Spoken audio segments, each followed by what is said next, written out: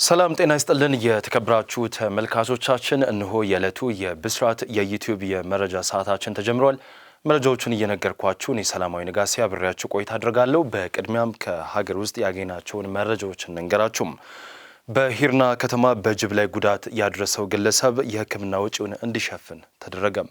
በምስራቅ ሐረርጌ ዞን ሂርና ከተማ አስተዳደር ሀየታ ቀበሌ ውስጥ ከጫካ የወጣ ጅብ በሰው ተመቶ ጉዳት የደረሰበት መሆኑን የፖሊስ ጽሕፈት ቤትም አስታውቋል። ጉዳት የደረሰበት ጅብ የሕክምና እርዳታ አግኝቶ ወደ ጫካው መመለሱም ተገልጿል። የሂርና ከተማ መድኃዮታ ቀበሌ ማህበረሰብ አቀፍ ፖሊስ አገልግሎት ጽሕፈት ቤት ኃላፊ ኢንስፔክተር ሬድዋን ኢብራሂም ለብስራት ሬዲዮ እንደገለጹት ጅቡ ከጫካ የወጣው ጥር 30 ቀን 2018 ዓ.ም ምሽት 3 ሰዓት ላይ ሲሆን አንድ ግለሰብ ቤት አካባቢ ሲጮህ የቤቱ ባለቤት ጅቡን ለማባረር በወረወረው ድንጋይ ጅቡ በሁለት እግሮቹ ላይ ጉዳት እንደደረሰበትም ተገልጿል። ጅቡ ጉዳት ሲደርስበት በአካባቢው ፖሊስና ባህላዊ ፍርድ ቤት ግቢ ገብቶ ጥቅልል ብሎ በመተኛት የደረሰበትን ጉዳት በጩኸት ሲገልጽ እንደነበርም ተገልጿል። የጅቡን ጩኸት የተመለከቱ የፖሊስ አባላትም ግቢያቸውን የገባውን የጫካ ጅብ ከማባረርና ከመጉዳት ይልቅ ምግብና ውሃ በመስጠት አሳድረውታል። በንጋታውም ለጅቡ የሚያስፈልገውን በመስጠት ጉዳቱን እንዲታከም የዱር እንስሳት ጥበቃ ባለሙያና ሐኪም አፈላልገው በማሳከም ለ3 ቀናት ካሳከሙት በኋላ የካቲት 4 ቀን 2018 ዓ.ም ወደ መጣበት ጫካ በሰላም ሸኝተውታል። ፖሊስ ከጫካ የወጣውን ጅብ ላይ ጉዳት ያደረሰውን ግለሰብ ተከታትሎ በመያዝ የሕክምናውን ወጪ እንዲሸፍን ያደረጉ ሲሆን የ3 ቀን የምግብ ወጪውንም ፖሊሶች ስጋ በመግዛት አገግሞ ወደ ጫካው እንዲመለስ ማድረጋቸውን ኢንስፔክተር ሬድዋን ኢብራሂም ለብስራት ሬዲዮ ተናግረዋል ስትል ኤደን ሽመልስ ዘግባለችም። የ18 ዓመት ታዳጊ የሆነችውን ግለሰብ ላይ የአስገድዶ መድፈር ወንጀል የፈጸመው የ4 ልጆች አባት በእስራት ተቀጣም። በደቡብ ኢትዮጵያ ክልል ጎፋ ዞን ላሃ ከተማ አስተዳደር በአስገድዶ መድፈር ወንጀል የተከሰሰው ግለሰብ በእስራት መቀጣቱ ተገለጸም።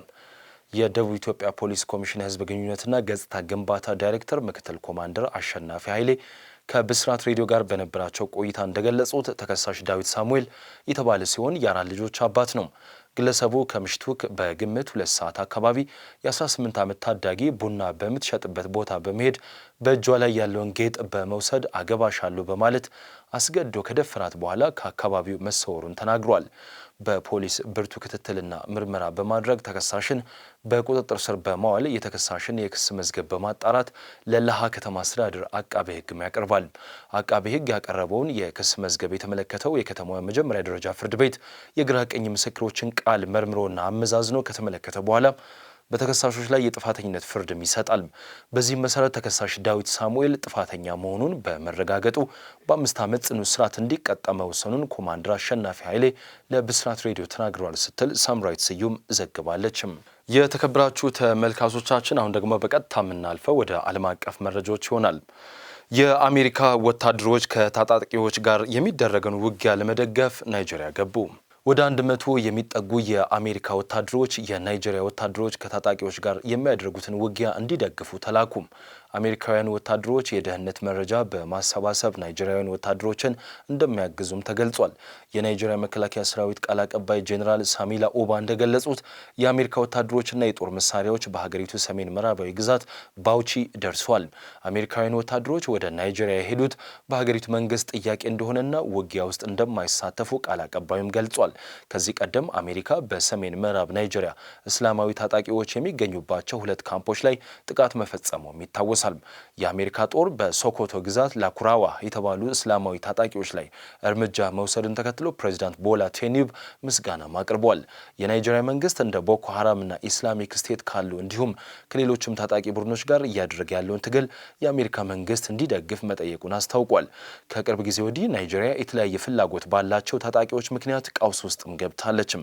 ከነዚህ መካከል እስላማዊ ታጣቂዎችና አገሬው ሽፍታ ሲል የሚጠራቸው ለገንዘብ ሰዎችን የሚያግቱ የወንጀል ቡድኖች ይገኙበታል። ከመሬት ይዞታና ከመገንጠል ጥያቄ ጋር የተያዙ አለመረጋጋቶችም በናይጄሪያ ተስፋፍተዋል። ፖላንድ በመረጃ ደህንነት ስጋት የተነሳ ቻይና ሰራሽ መኪኖች ወደ ወታደራዊ ጣቢያ እንዳይገቡ አገደችም። ፖላንድ የቻይናውያን ተሽከርካሪዎች ወደ ወታደራዊ ተቋማት እንዳይገቡ ከልክላለች። የፖላንድ ጦር ማክሰኞ ምሽት ላይ እንደገለጸው በቻይና ውስጥ የሚሰሩ ተሽከርካሪዎች ሚስጥራዊ መረጃዎችን ለመሰብሰብ ጥቅም ላይ ሊውሉ ይችላሉ በሚል ስጋት የተነሳ ነው። ጦሩ ባወጣው መግለጫ የተወሰኑ ተግባራት ከተበላሹና በእያንዳንዱ ተቋም የደህንነት ደንቦች መሰረት የሚያስፈልጉ ሌሎች መከላከያዎች ከሌሉ እንደዚህ አይነት ተሽከርካሪዎች አሁንም ወደ ተጠበቁ ቦታዎች ሊገቡም ይችላሉም ብሏል። ሚስጥራዊ መረጃዎችን የማጋለጥ አደጋን ለመገደብ ወታደራዊ ጦር በቻይና ውስጥ በተመረቱ ተሽከርካሪዎች ውስጥ የኩባንያ ስልኮችን ከኢንፎቴይመንት ሲስተም ጋር ማገናኘትን ከልክሏል። ገደቦቹ ለሕዝብ ተደራሽ ለሆኑ ወታደራዊ ቦታዎች እንደ ሆስፒታሎች፣ ክሊኒኮች፣ ቤተ መጻሕፍት፣ የአቃቤ ሕግ ቢሮዎች ወይም የጦር ሰፈር ክለቦች አይተገበሩም ሲል ሰራዊቱም አስታውቋል። እነዚህ እርምጃ የጥንቃቄ እርምጃዎች ሲሆኑ የኔቶ አባላትና ሌሎች አጋሮች ለጦር ኃይሉ ከፍተኛ የመከላከያ ደረጃን ለማረጋገጥ ከሚጠቀሙባቸው ልምዶች ጋር የሚጣጣሙ መሆናቸውንም አክሏል። የተከበራችሁ ተመልካቾቻችን የዕለቱ የብስራት የዩቲዩብ የመረጃ ሰዓታችን የተከታተላችሁት ይመስል ነበረ። መረጃዎቹን እየነገርኳችሁ እኔ ሰላማዊ ንጋሴ ከመላው የስቱዲዮ ባለሙያዎች ጋር የጋራ ቆይታ አደረግን። ሰላም።